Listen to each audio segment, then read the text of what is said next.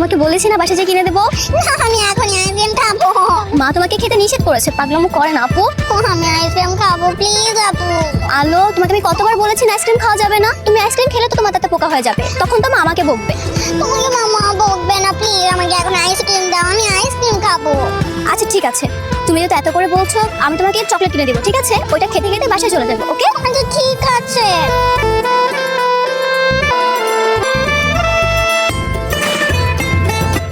এই আইসক্রিমটা তোমার জন্য। Thank you thank you thank you thank you. ভাই কি হলো, খাবে না? পছন্দ হয়নি? আচ্ছা আপনি কি? আমার বড় বোন বলেছে অচেনা কারোর থেকে কোনো কিছু নিতে না। আমার নাম হচ্ছে দুলাভাই, তুমি আমাকে দুলাভাই বলেই ডাক। তোমার জন্য এনেছি, নাও। কি ব্যাপার, তোর হাতে আইসক্রিম কেন? কে দিল তোকে? দুলাভাই দিয়েছে। আমি তো এখনো বিয়েই করলাম না, তুই কাকে দুলাভাই বানিয়েছিস?